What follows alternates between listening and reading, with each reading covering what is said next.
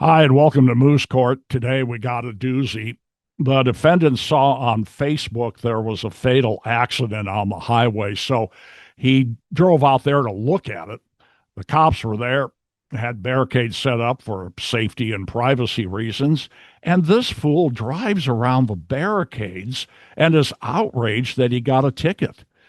It's a civil infraction, not criminal, but he's claiming he didn't do anything wrong. So they had a bench trial in front of Judge Middleton. They put the officer on the witness stand. The defendant got to cross examine him after the prosecutor examined him, but they established, in my opinion, that this fella did what they said he did. Anyhow, then the defendant goes on the witness stand, and we're going to pick it up there. All right, Mr. McLean, you have a right to take the witness stand and testify if you'd like to. Yes, Your Honor, I would.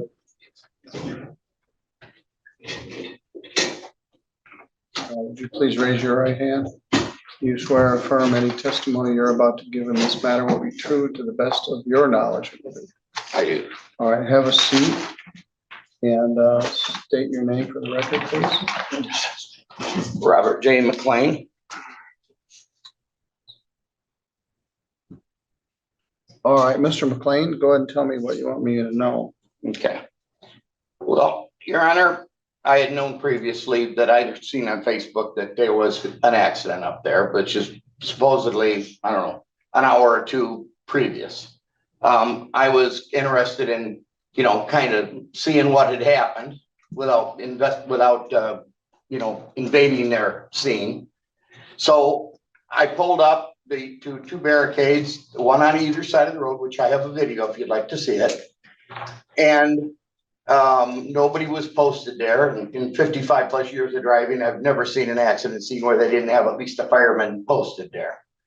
So I continued on down. Other cars did continue down that turned onto Talon Drive and turned into the old Hart House there on the corner, which they allowed.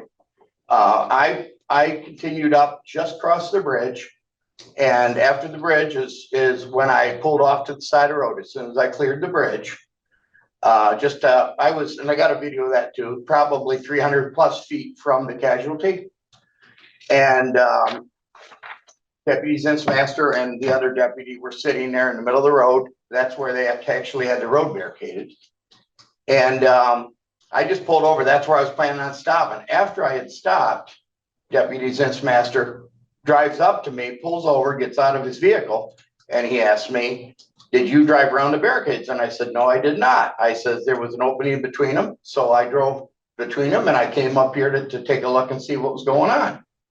And that's when he asked me for my driver's license, insurance and whatnot, and wrote me the ticket. I came back and said that I had disobeyed a traffic control device. I never got near the scene. I never, where they had blocked off, I had stopped previous to that. So I just went ahead and I took a picture of the truck. I wanted to see, being in the business and stuff. And even if I wasn't, I was just an interested citizen. So I wasn't violating. The prosecutors just offered me a plea of impeding traffic, which I wasn't impeding traffic either. I pulled off the side of the road. So I don't believe impeding traffic offers no points, which was the benefit of it. I understand that, Your Honor. I understand that, but I also have a video that I took in the city of Three Rivers where they have barricades in the road that say, local traffic only, road closed, local traffic only. I've encountered over my years, I've seen barricades in the middle of I-90 that said, water over road, proceed at your own risk. So the barricade that's unmarked and without any type of emergency vehicles or somebody there, that would be not some farmer, but somebody that was involved with emergency services to say, hey, your road's closed, you can't go through, or what's your reasoning?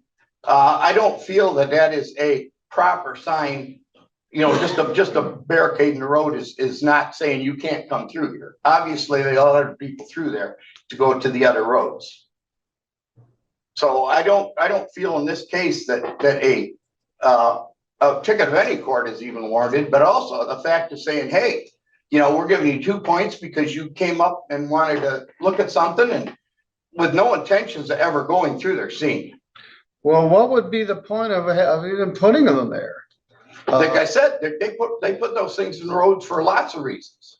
All right, but all right, let's talk about this case. Why put barricades there? Because they didn't want you to come up on that scene where this young woman was killed. They're busy. They're working on the crime scene, and they don't need looky-loos like you coming up to take a picture and see what's going on because you saw it on Facebook. You don't have a very compelling defense.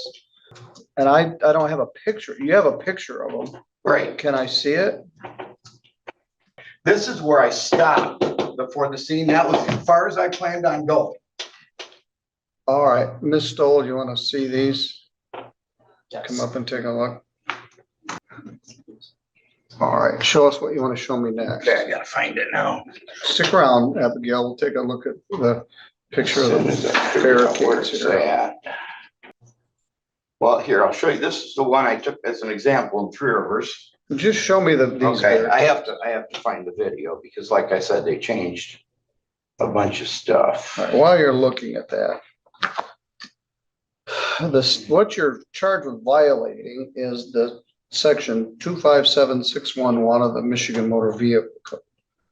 The driver of a vehicle or operator of a streetcar, I think we can eliminate that. I'll tell you how old the statute is.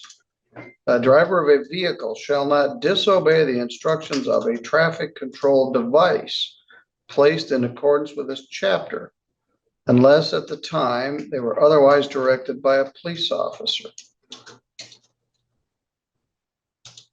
The driver of a vehicle shall not, for the purpose of avoiding obedience to a traffic control device placed in accordance with this chapter, drive through or upon private property, which is not a street or highway.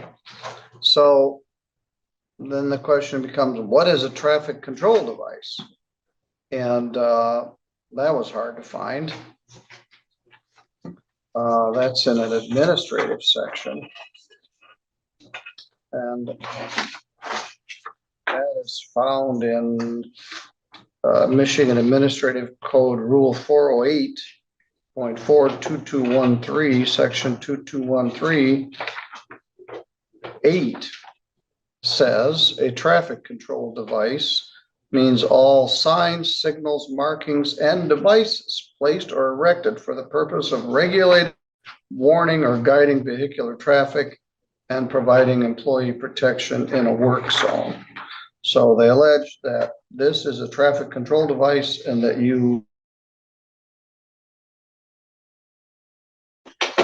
it looks like. Okay, this is the video.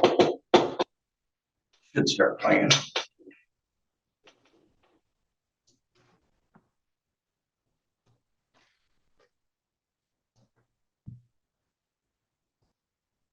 All right. Anything else you'd like me to know?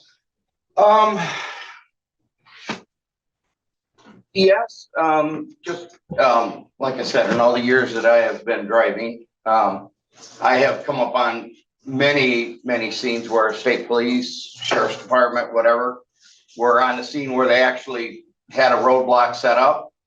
And they've always had emergency services. Now, I talked to one of the firemen after I received the citation, and they had come back out to where the barricades were, because they said that they were told by somebody official that once them boards were put up. Just a minute.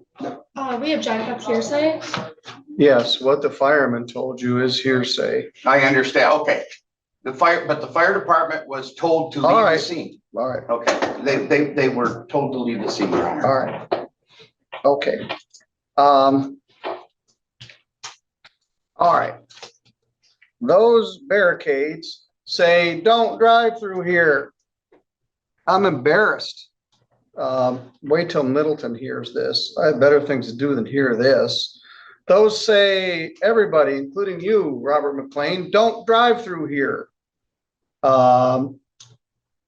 They are a traffic control device and you disobeyed them.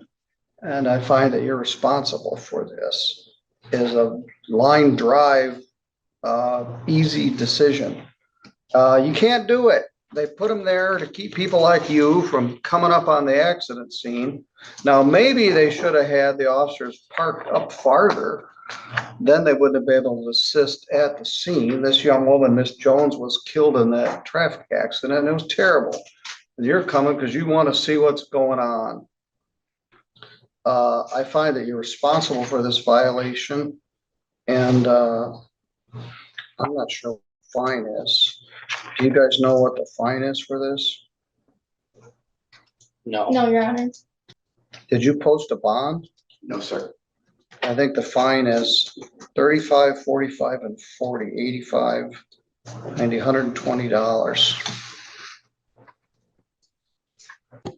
That's 2 and 30 days. You can appeal this, but I think that whoever sees this on appeal is gonna have the same reaction I did. Bear in mind, Mr. McLean, this is a civil infraction, not a crime. Right. It does carry 2 points. You could have saved that, Well, about $20. Yeah, Your Honor. Here's the situation.